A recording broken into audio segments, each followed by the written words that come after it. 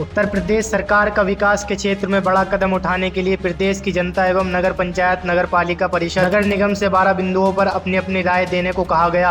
12 बिंदुओं में कृषि के लिए सुझाव, स्वास्थ्य, शिक्षा, इसके अतिरिक्त जो भी बिंदु विकास के लिए उपयोगी हो सरकार ने मांगे हैं। इसी को लेकर नगर पंचायत कांट के कार्यालय में भी एक विचार गोष्ठी एवं सुझाव आदान प्रदान करने को लेकर एक मीटिंग आयोजित की गई, जिसमें चेयरमैन इकबाल आलम, अधिशासी अधिकारी, नगर के सभी सभासद, कार्यालय स्टाफ और सभी सफाई कर्मी मौजूद रहे। अध्यक्ष इकबाल आलम ने किसानों की आय बढ़ाने पर जोर दिया। इकबाल आलम ने स्वास्थ्य पर भी बात करते हुए कहा, एक एम्स स्तर का सरकारी अस्पताल मंडल स्तर पर बने, जिससे गरीबों को फ्री और अच्छा इलाज मिल सके। शिक्षा पर बात करते हुए कहा, गाँव-गाँव, शहर-शहर कॉन्वेंट स्कूल बने, जिससे अच्छी शिक्षा गरीब बच्चों को मिल सके। इस मौके पर अधिशासी अधिकारी, सभासद और कई वक्ताओं ने अपने अपने विचार रखे। वक्ताओं ने कांट को स्वस्थ व शिक्षित बनाने पर भी जोर दिया। देखिए पूरी रिपोर्ट शबीर मोमिन के साथ कांट से न्यूज़ दर्पण के लिए। इस प्रोग्राम का संचालन कर रहे हैं हमारे भाई आवेश शर्मा जी, जो पत्रकार साथी भी हैं। उन्होंने बहुत विस्तार से बताया। भाई उमेश सिंह जी ने भी विस्तार से बताया और कुछ अपनी बातें रखी, अपने सुझाव रखे।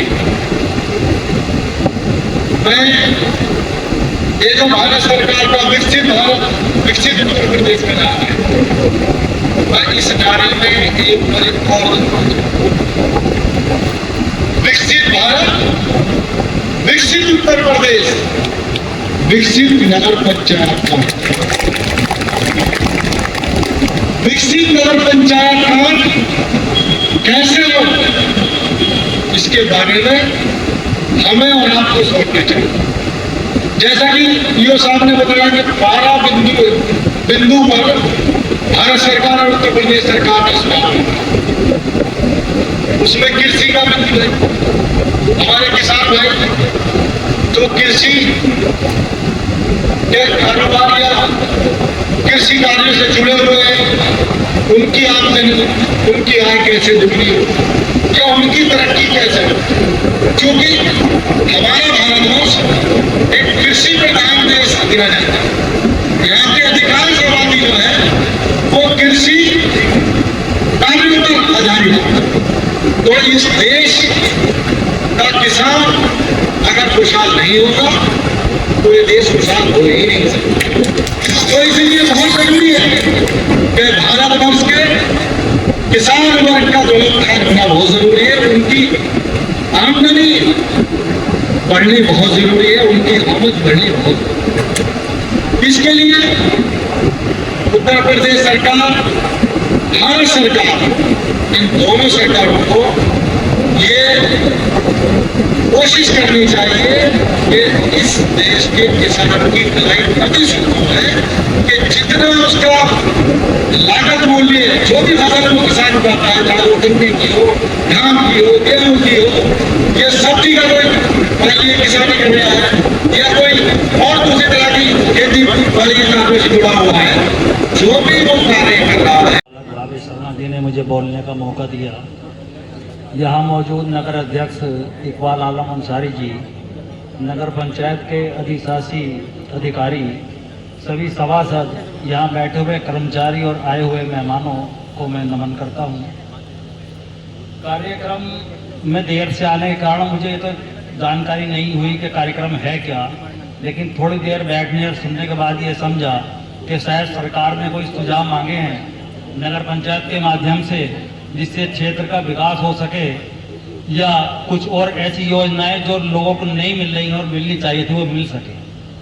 तो मैं समझता हूं कि अधिशासी अधिकारी जी ने जो बातें बताई हैं, हम सबको उसी क्रम में अपने अपने सुझाव, जो भी माध्यम उन्होंने ऑनलाइन का बताया, ऑफलाइन का बताया, देने चाहिए। मेरे साथी भावेश शर्मा ने कहा कि मीडिया की तरफ से भी कुछ बात रखी जाए। तो जहाँ तक मुझे याद है, वैसे तो मीडिया को इस समय इग्नोर करने का दौर चल रहा है सरकारी माध्यम से भी, लेकिन मैं चाहता हूं कि अगर वो कुछ कर सकें तो मीडिया के लिए एक सभा या एक रूम कोई ऐसा इस तरह का अलॉटमेंट हो ताकि मीडिया वहां बैठकर अपनी वार्ता कर सके, अपना कोई कार्यक्रमों को आयोजित कर सके। ये मांग हमने उनसे अब से 5-7 साल पहले भी रखी थी, लेकिन उस समय वो नहीं हो सका काम। मैं चाहूँगा कि इस तरह काम को सरकारी माध्यम से या अपना प्रस्ताव रखे या अपने जिस तरह से भी हो सके वो उसे करें, तो मीडिया उनका आभारी रहेगी। बहुत बहुत धन्यवाद। जय हिंद। जो आयुष्मान कार्ड लगा करके अपना इलाज कराना चाहता है तो वो 20-30 हज़ार रुपये के लिए जाँच के लिए कहाँ से दे। इस चीज़ के लिए भी मैं भारत सरकार से अनुरोध करता हूँ कि इस चीज़ पे जो बड़े बड़े हॉस्पिटल हैं जहाँ ये सुविधाएँ हैं आयुष्मान कार्ड वगैरह लगाने की, उनमें भी जो है थोड़ा ध्यान दिया जाए, क्योंकि उन हॉस्पिटलों की फीस भी इतनी बड़ी है कि आदमी फीस देने के लायक भी नहीं होता और अपनी जिंदगी वो खो बैठता है।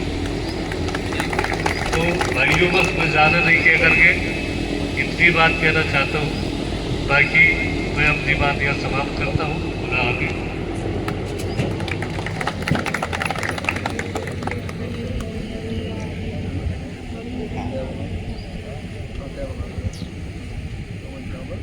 अभी नासिर कमाल साहब ने भी स्वास्थ्य से संबंधित अपना सुझाव रखा।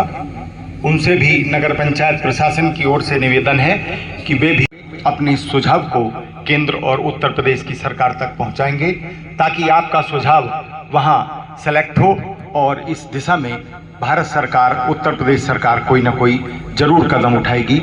मैं इस कार्यक्रम को और आगे बढ़ाते हुए, चूंकि सशक्त भारत में सशक्त महिलाओं की भागीदारी बहुत आवश्यक है, हमारे बीच डीबीएम विद्यालय की प्रधानाचार्य निशा खान मौजूद हैं। मैं बहुत विनम्रता के साथ उन्हें इस मंच पर आमंत्रित करता हूं, ताकि वे भी अपना कोई ना कोई सुझाव इस नगर पंचायत के माध्यम से बताएं और वो सुझाव पात्र है उसके आयुष्मान कार्ड बनने चाहिए। और भारत सरकार और उत्तर प्रदेश सरकार से मैं ये अनुरोध करता हूँ कि जिन लोगों के ऑलरेडी बने हुए हैं और वो अस्पताल जाते हैं, तो अस्पताल जाने के बाद में पहले जितनी जांचें होती है उन जांचों के वो पैसे लिए जाते हैं, उसके बाद में इलाज शुरू होता है।